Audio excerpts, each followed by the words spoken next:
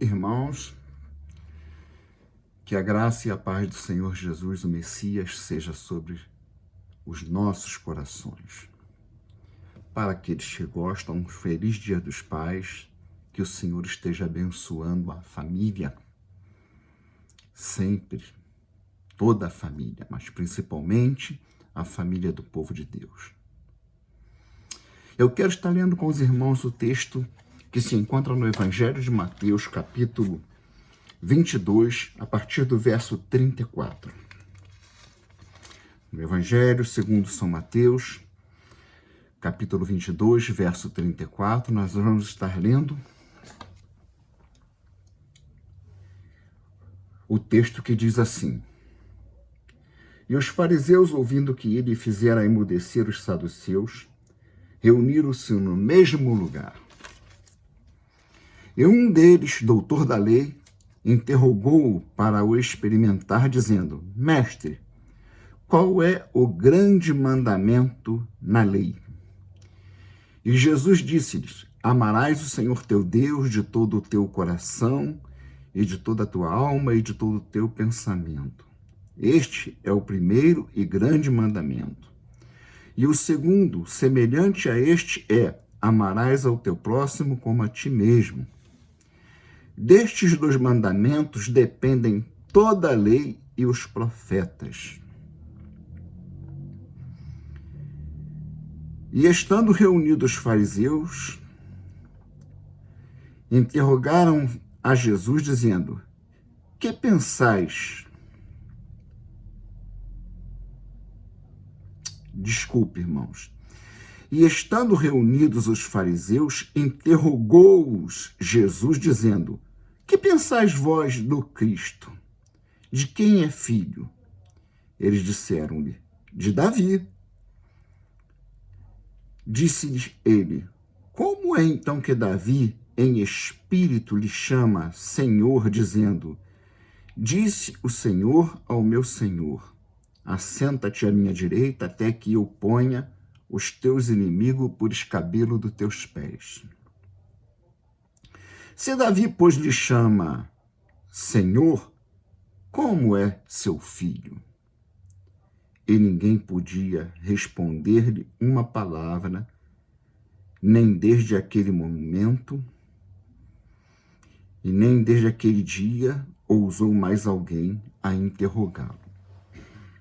Pois bem, estando Jesus em certo lugar que não é de imediato definido pelo texto, talvez um pouco antes, mas houve uma questão levantada pelos saduceus na tentativa de apanhar Jesus em contradição com a lei de Moisés. Pois, segundo os mesmos, que não criam na existência de vida após a morte, muito menos na existência de anjos, levantaram para Jesus uma questão dentro da lei do nazireato.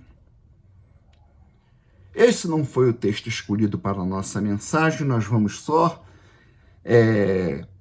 situar os irmãos dentro da situação, para que os irmãos entendam o momento, porque é um momento importante. Jesus está no centro de uma roda que se constituía de homens importantes, das maiores autoridades de Israel, anciãos, fariseus, ou seja, os doutores da lei, né? Junto com os escribas, que também eram tão importantes quanto esses, pois eram os responsáveis pelas cópias, pelas traduções, a continuidade do texto e também, por conseguinte, a tradução. Porque de cópia em cópia, muitas das vezes, eles precisavam fazer as chamadas notas marginais, que viria futuramente a ser chamada de Massorá, dando explicações em palavras de difícil compreensão. E também constituía-se este grupo dos saduceus. Os saduceus não tinham uma harmonia plena com os fariseus, pois Os fariseus criam na doutrina da ressurreição e os saduceus não. Então eles colocaram aquela questão para Jesus, os irmãos conhecem bem, os que estiverem precisando refrescar a sua memória, é só ler a partir do verso 23 ao verso 33. Mas respondido a eles, Jesus, e eles ficando mudo com a resposta de Jesus, pois eles nunca esperavam que Jesus tivesse algum argumento para aquilo que eles vinham trazer, cônscios, tranquilos, seguros de que estavam com uma arma forte para apresentar a Jesus. E Jesus, como um bom pistoleiro, sacava de uma arma potente e apontava na direção deles e os deixavam mudos. Mas aí, então, mudos, eles viram as costas, vão saindo, Jesus fala, não, mas esperem, eu tenho uma coisa agora a perguntar para vocês. Habituados sempre a fazer perguntas a Jesus. Mas de vez em quando Jesus faz perguntas também. E Jesus chegou para eles e colocou a questão a respeito do maior mandamento. Eles perguntaram a Jesus, ouvindo que Jesus tinha emudecido os saduceus, voltaram-se para Jesus e perguntaram para Jesus qual era o maior mandamento. Essa pergunta foi dirigida a Jesus por um doutor da lei, que subitamente, quando todos pensavam em se retirar, ele vira para Jesus, sentindo-se, achando que era o cara, e perguntou para Jesus qual é o mais importante mandamento da lei. E ele esperava que Jesus respondesse com base no que é conhecido até os dias de hoje no Shema, que significa ouvir, pois no texto conhecido como o texto descrito por Moisés, está da seguinte forma em Deuteronômio 6,5. Ouve, ó Israel, o Senhor teu Deus é o único Deus. A Ele amarás de todo o teu coração, de toda a tua força, de teu entendimento. E esse doutor da lei chega para Jesus, ignorando o fato de que Jesus agora é aquele que vem para trazer mudanças. Jesus vem para cumprir o antigo pacto. Jesus vem, portanto, para derrubar fronteiras. Jesus vem para demolir conceitos. Jesus vem para desfazer limites, desfazer divisões, derrubar o muro de separação.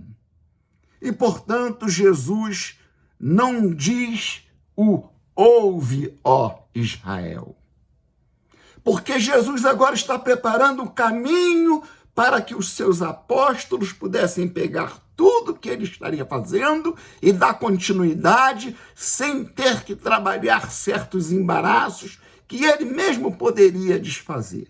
E ele responde: amarás ao Senhor teu Deus de todo o teu coração e de toda a tua alma e de todo o teu pensamento. Este é o primeiro e grande mandamento. E o segundo, semelhante a este, é 2 pontos.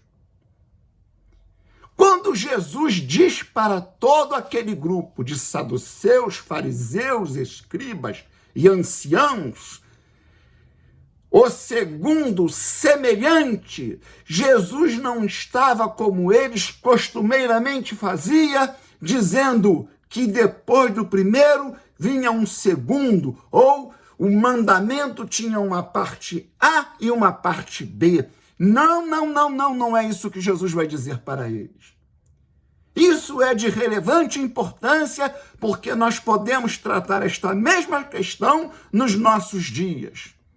Nas chamadas igrejas, múltiplas igrejas, milhares de denominações que infestam o nosso país, e não só o nosso país, mas todo o mundo, divididas em denominações, e que cada uma delas, tal como as outras, mostram as suas preocupações de forma totalmente alheia ao interesse do reino de Deus. E Jesus coloca esses dois pontos e diz: o segundo semelhante a este, semelhante quer dizer que não está na parte de baixo, não está em segundo plano, não é a parte B do mandamento, ele está em pé de igualdade, não tem como fazer uma coisa e se abster de outra.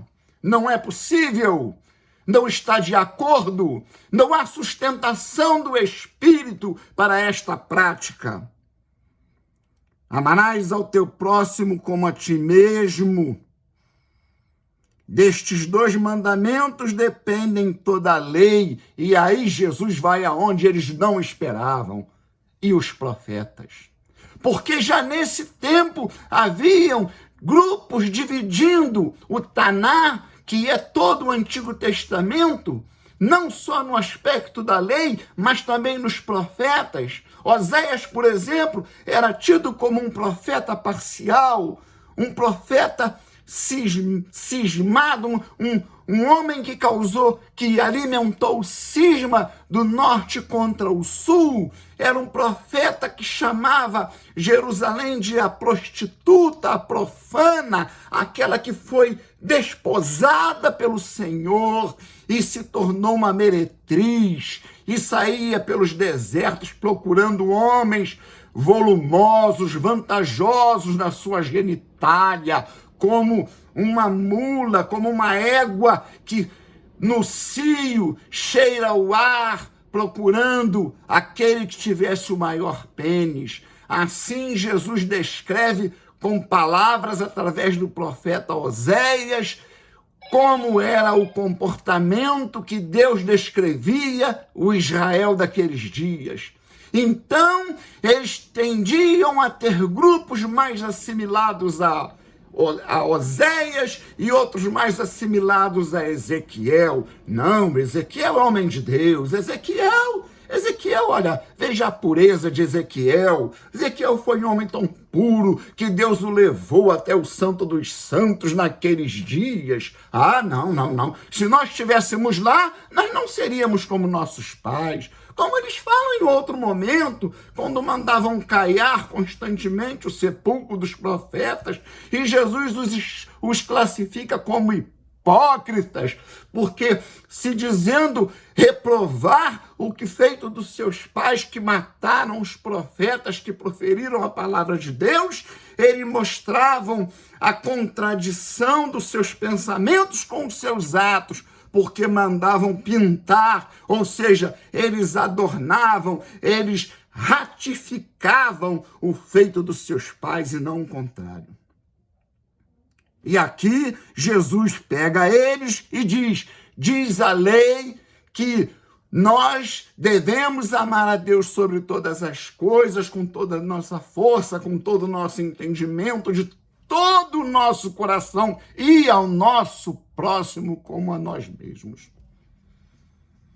Porque era comum já naqueles dias eles colocarem sempre o tu e o eu no topo da pirâmide, no centro das atenções.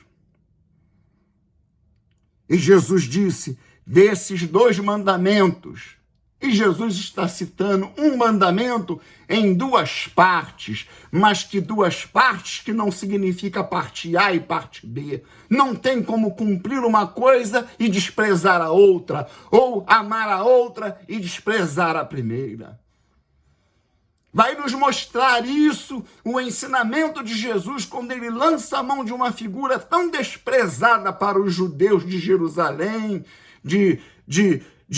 da capital Jerusalém, da Judéia, da Galileia, que era a figura do samaritano. E ele narra que o samaritano, um homem, ao que tudo indica, de posses, com a sua caravana, se dirigia para um compromisso importante. E chegando perto de um trecho sinuoso, aquele trecho que se sabia, ali era o lugar ideal para gangues de criminosos abordarem pessoas, caminhantes ou mais poderosos, mais abastados com caravanas, para fazer assalto. E chegando nesse ponto, o samaritano vê quem? Um judeu. E já tinha passado por aquele homem assaltado. Um homem estava ali caído, deitado, quase que em coma, semi-morto, diz o texto.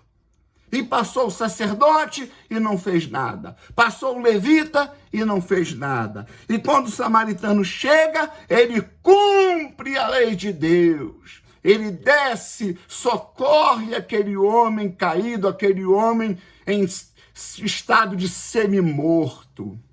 Este é o homem que cumpre a lei de Deus através deste mandamento que diz: amarás ao Senhor teu Deus e ao teu próximo. Ao teu Deus e ao teu próximo. Não é ir ao teu Deus e se der ao teu próximo. Porque já nos dias de Jesus, nas sinagogas se concentravam e tinham lugares já preparados, marcados, para aqueles que se julgavam importantes, como Jesus vai declarar lá em Mateus 23. Procuram fazer orações nas praças públicas, levantando as mãos para os céus, trajados com roupas especiais, com filactérios bem largos, e nas sinagogas gostam de se assentar lá na frente. Esses não estavam preocupados com o próximo, eles estavam preocupados com o seu ego, com a sua fama, com o seu conhecimento nacional. Mas Jesus aqui responde para ele: este mandamento diz que amar a Deus é também amar ao teu próximo. Destes dois mandamentos depende toda a lei. E quando eles menos esperam, Jesus entra com uma conjunção.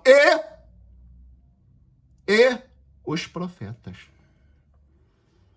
Os profetas, Os profetas ensinam nos seus ministérios, nos seus escritos, nas suas falas, eles ensinam o que ensinam a Torá, os 5 livros da Torá.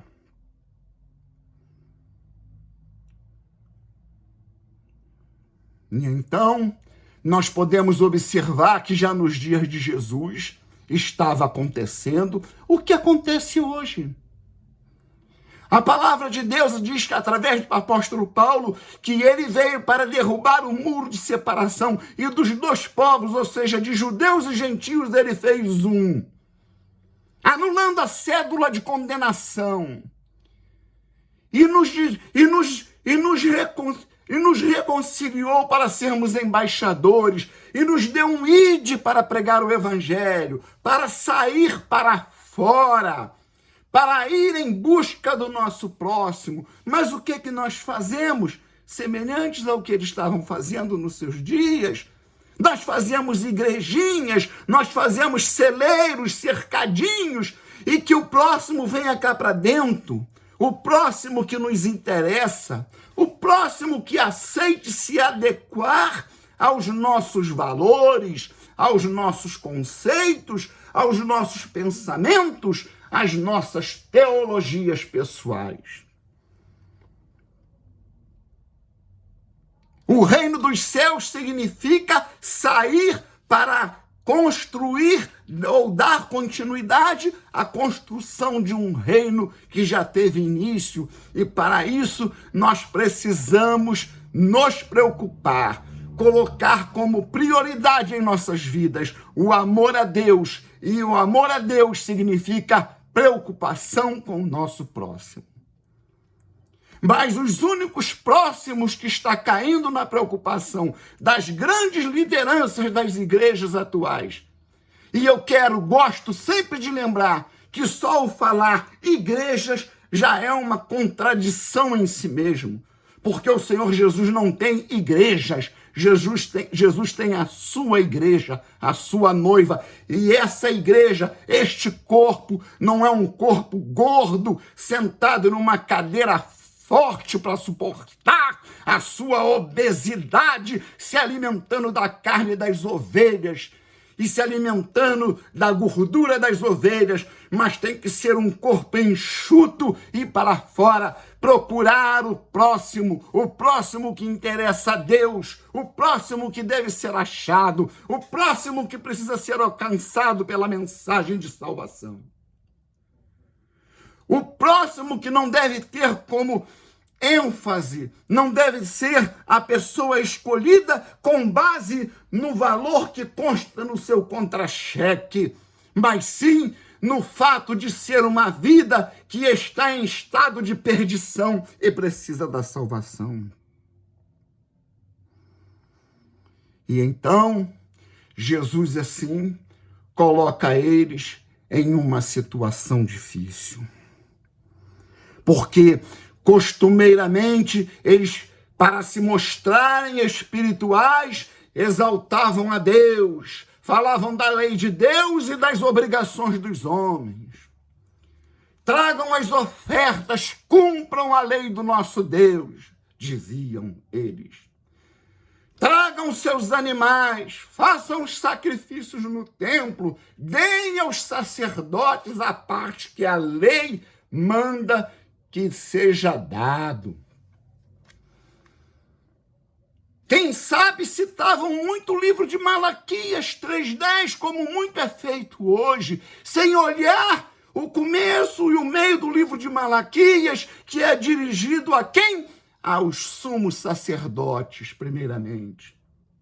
Em segundo lugar, aos sacerdotes, porque estes ensinavam o povo que podiam roubar a Deus, porque eles eram os primeiros ladrões do reino de Deus, negando o dízimo dos sumos sacerdotes, e estes, por sua vez, frouxos espiritualmente, sem nenhum compromisso com a sua vida espiritual, não cobravam, não tomavam posição, e por consequência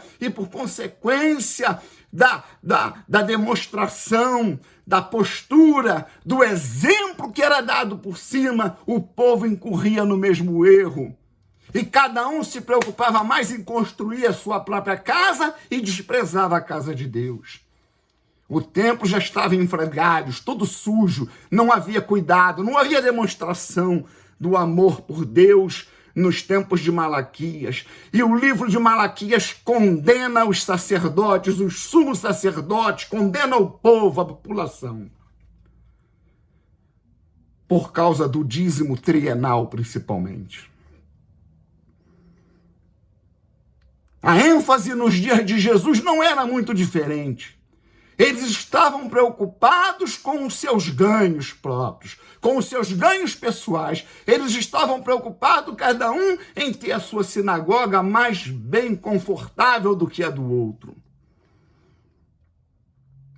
E então, nós podemos ver assim, que o entendimento que era negado, o entendimento que era escondido, que era renegado ao povo, o conhecimento que era importante de se passar ao povo e era subtraído das mensagens, o ensinamento de que a vontade de Deus era que o seu reino fosse pregado.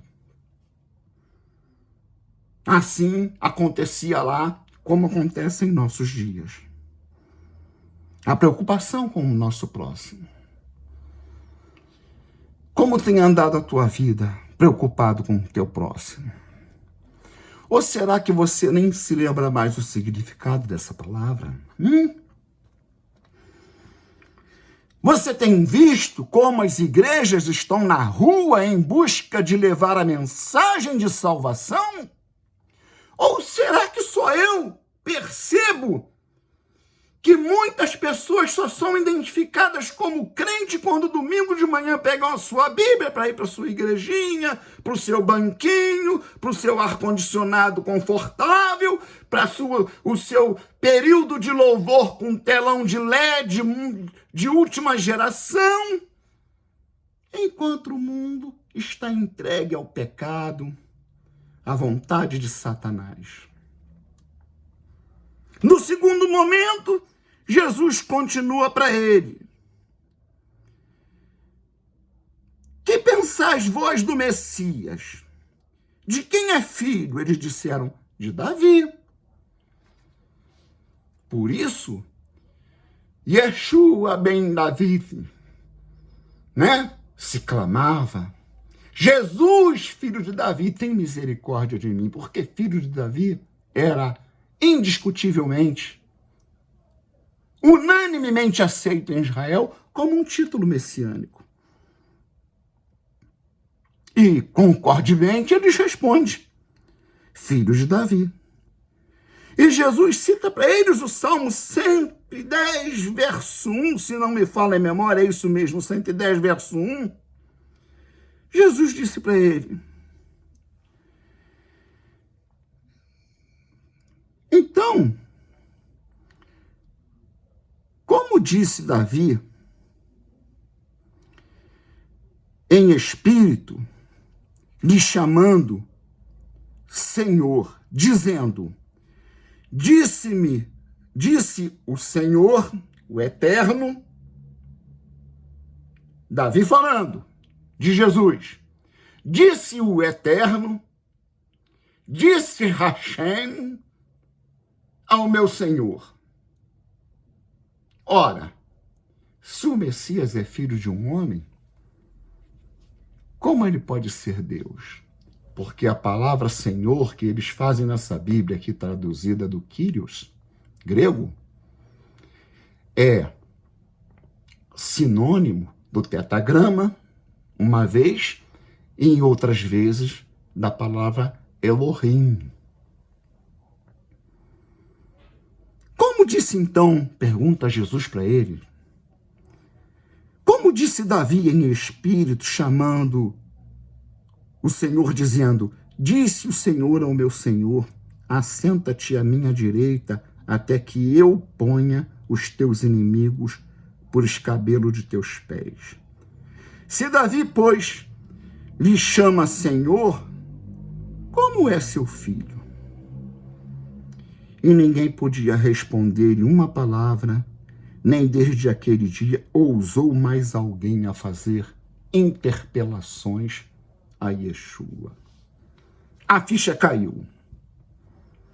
Não tem como a gente se levantar com este homem. Este homem é de fato o Mashiach, ele é de fato o enviado de Deus, ele é de fato a manifestação do próprio Deus em um corpo humano, em uma carne, e, portanto, não há argumentos que possamos tentar levantar contra ele, pois ao se aproximar dele para perguntar qualquer coisa, ele já sabe o que nós estamos pensando.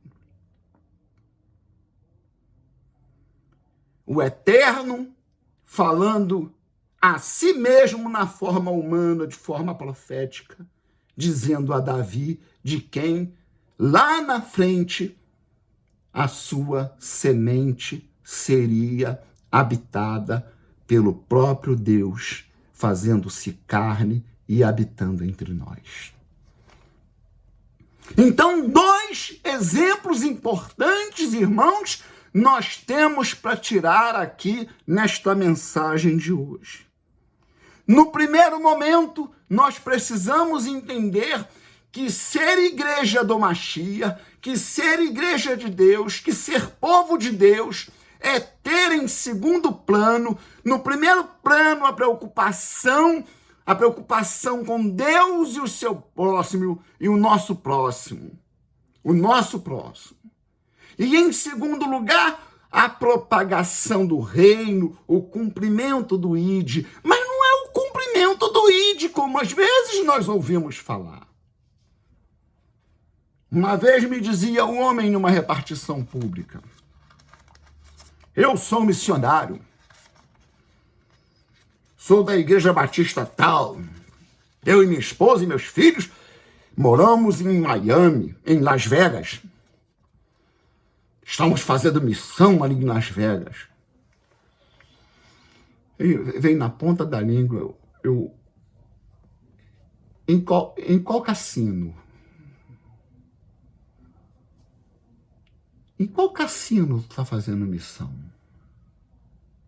Porque parece que no Brasil não tem mais lugar onde habitem pessoas que desconheçam a mensagem do reino dos céus.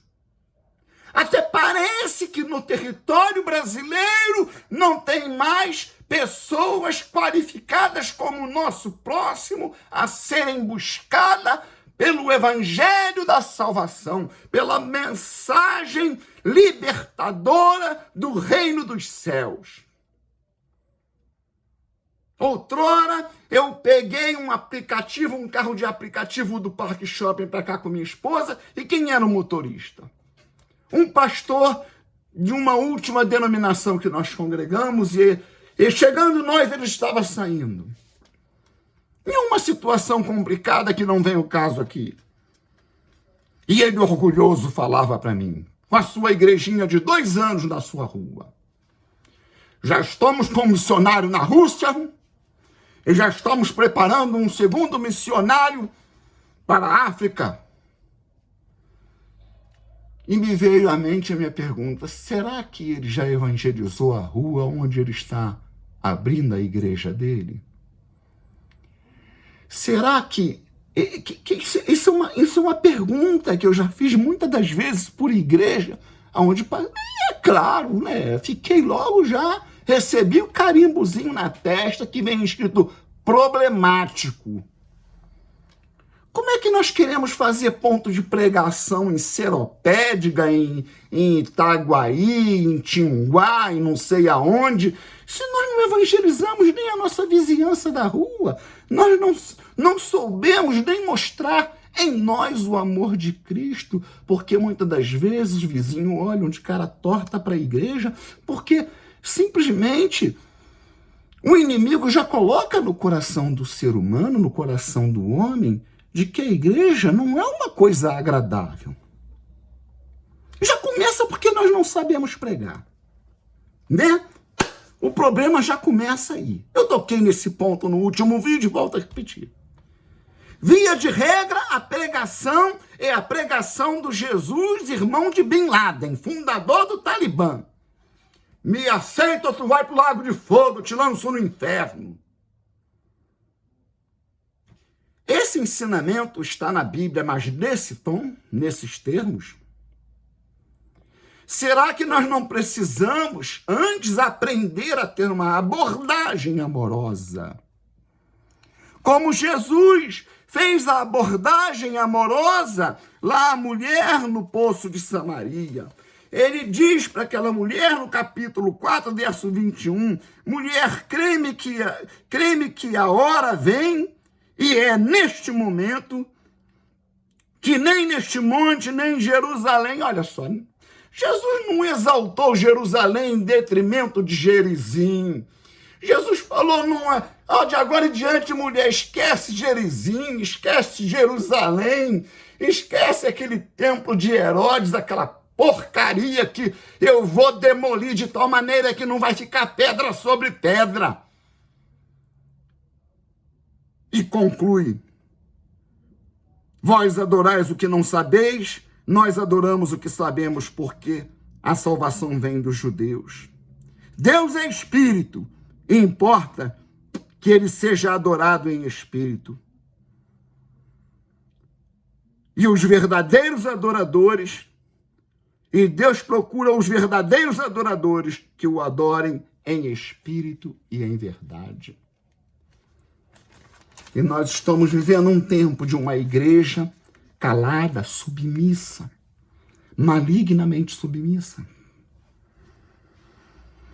Os apóstolos falam que os crentes têm que ser submissos aos seus líderes, mas eles falam dos crentes do seu tempo serem submissos aos líderes dos seus tempos. Hoje, já de longas datas, nós vivemos sobre muitas lideranças que Paulo descreve em suas epístolas a Timóteo. Homens preocupados consigo mesmo, adoradores do seu próprio ventre, enganadores, cobiçosos, lobos devoradores, ditos de outra forma. E a palavra de Deus insiste que nós somos chamados para sermos praticantes, membros ativos de um reino. Em Atos dos Apóstolos, no dia da celebração, no dia de sábado, Pedro e João vão para o templo adorar e passam pela porta, encontram ali aquele coxo que há mais de 3 décadas pedia esmola, e o homem olha para a cara de Pedro, estende a mão, e Pedro e João olham para os olhos daquele homem e dizem: eu não tenho prata, eu não tenho ouro, mas o que eu tenho, isso eu te dou, em nome de Jesus, o Nazareno, levanta-te. E o homem não ficou só em pé, o homem pulava, o homem dançava. Isso chegou ao conhecimento das autoridades de Jerusalém, porque muitas figuras do grupinho deles estavam ali e viram. Não contaram nada para ele. Eu estava lá, eu vi aquele coxo, fulano de tal, filho de fulano de tal. Então não se lembra, a perna dele toda torta, toda seca desde nascença. Ficou bonita, mais bonita do que minhas pernas. E eles chamam os apóstolos. As autoridades de Jerusalém chamam os apóstolos. Reconhecemos que foram feitas algumas operações que nós não podemos explicar, mas queremos advertir a vocês que vocês parem de pregar essa doutrina nesse nome. E Pedro e João respondem a eles. Capítulo 4 de Atos, verso 16 em diante. Disse-lhes, desculpa aqui, Atos capítulo 4, verso 16. Aí Pedro e João respondem a eles, dizendo: que havemos de fazer a estes homens? Dizia o conselho, conversava o conselho. Porque a todos que habitam em Jerusalém é manifesto que por eles foi feito um sinal notório. Usa-se qualquer adjetivo para dizer que através deles, Hashem, o Todo-Poderoso, está operando em Jerusalém. A obra começou em Jerusalém. O reino começou em Jerusalém e, como um bolo bem fermentado, ele cresce rapidamente. Mas para que não se divulgue mais entre o povo, ameacemos-los rigorosamente para que não falem neste nome a homem algum. E chamando-os, disseram que absolutamente não falassem nem ensinassem mais no nome de Yeshua. Respondendo, porém, Pedro e João lhes disseram: julgai vós se é justo diante de Deus ouvir-vos antes a vós do que a Deus. O problema é que se você fizer essa pergunta hoje ao pastor da tua igreja, tu já estará com 2 pés para fora da igreja. Esse é que é o problema. E este é um dos sinais que esse conceito de igreja está prestes a ruir por completo. Porque o Espírito de Deus se apressa em consumar a obra que Jesus deu ao seu corpo verdadeiro, à sua verdadeira igreja. Que não é isso tudo que a gente vê aí. Hoje eu passava indo para o hospital, com uma crise de coluna pela manhã, em frente a uma determinada denominação, e lá dentro um homem gritava, bradava uma canção que falava: clama que ele restaurará o teu casamento, clama que ele restaurará as tuas finanças, clama que ele restaurará a tua família, restaurará a tua empresa, a tua, o teu, é o você, é o eu. O reino está sendo esquecido, está sendo desprezado, está sendo jogado no lixo. Mas a palavra do Senhor nos invoca, nos chamando a pregarmos o reino dos céus em Jerusalém, Judeia, Samaria e os confins da terra. E completada a missão de vocês, eu volto. O problema é que nós estamos vivendo um momento em que pouco se vê da verdadeira igreja, do verdadeiro corpo de Cristo. Ah, irmãos, isso é muito sério. Nós perdemos de vista a verdadeira adoração a Deus. E não seria possível, não é possível, é impossível se perdermos a verdadeira visão do Deus Santo, do Deus Salvador, do Deus que está resgatando a sua criação, tirando-as das garras de Satanás, sem olharmos juntamente para o nosso próximo.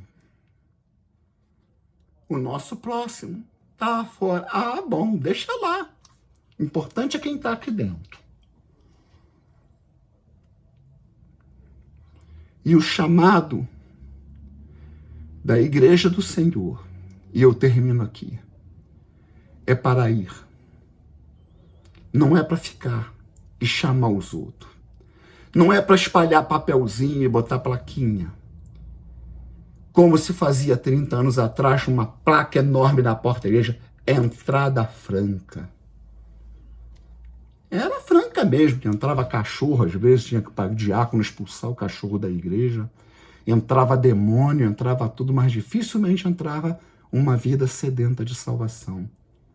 Porque ela está nas algemas do mal, ela está nas algemas do pecado, irmãos. É nós que temos que ir lá buscar. É nós que temos que pôr em prática o amor a Deus e ao nosso próximo como a nós mesmos.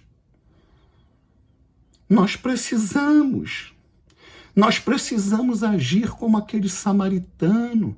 Nós precisamos parar a carruagem, parar tudo, para aí, arria as armas aí, coloca os mantimentos no chão, vamos ver o que aconteceu aqui. Ele está ferido, ele está sangrando, há muita hemorragia.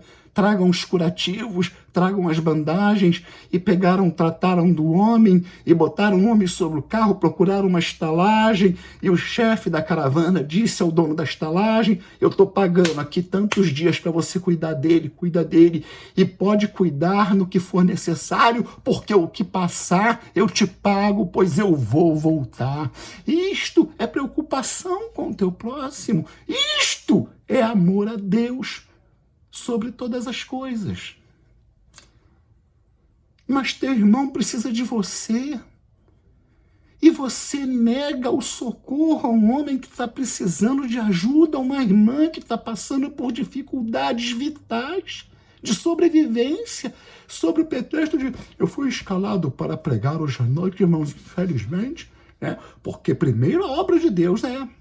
A obra de Deus é o falatório dele, que muitas das vezes começa lá em Deuteronômio, começa lá em Mateus, depois vai para Deuteronômio, Levítico, fica um corpo sem pé, sem cabeça, com um dedo no lugar do joelho, com boca na costela, uma coisa toda deformada, um monstro que ninguém entende nada. Sabe por causa de quê? O que está falando é o orgulho, a vaidade.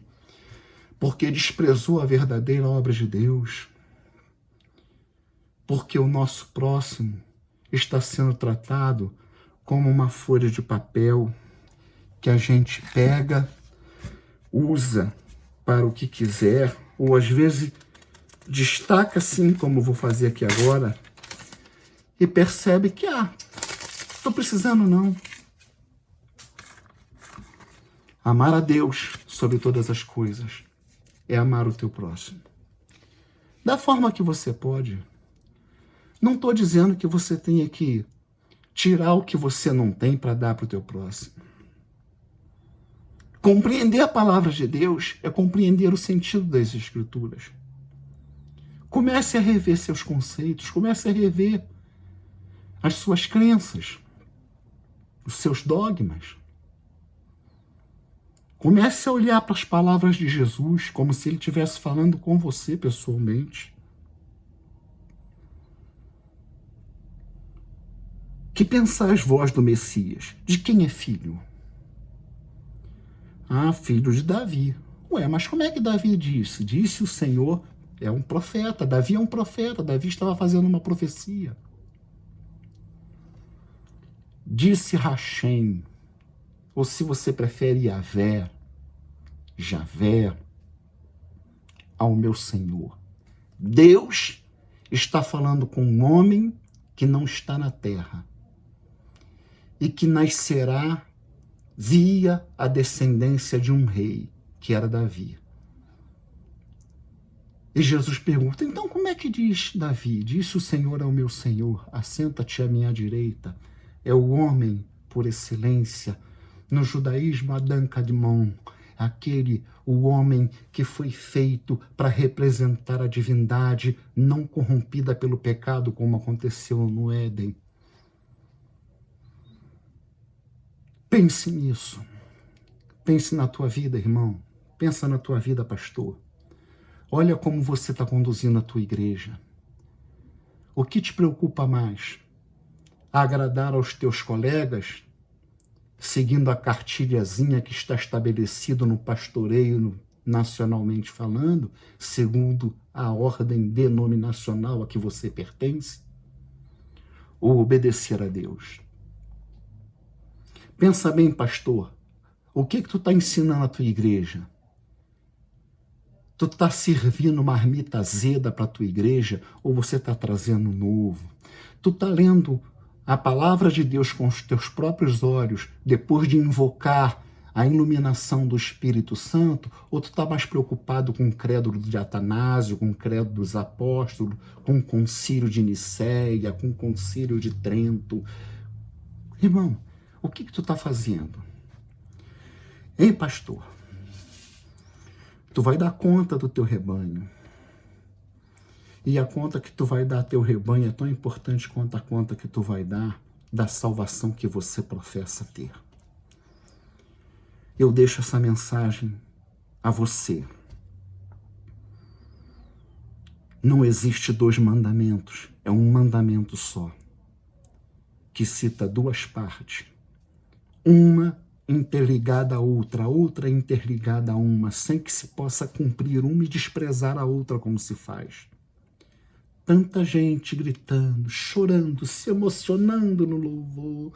Eu te adoro, eu te amo, Senhor, mais do que minha vida. Mas como é que está esse amor manifesto na prática? Amor não é emoção. Amor não é sentimento.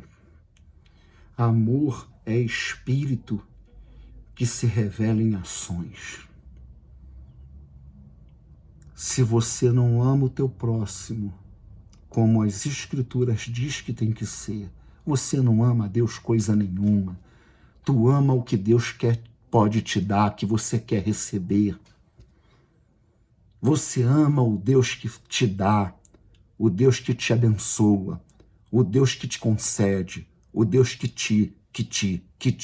É você que está no centro. É você o centro da vontade do teu Deus imaginário, do teu falso evangelho.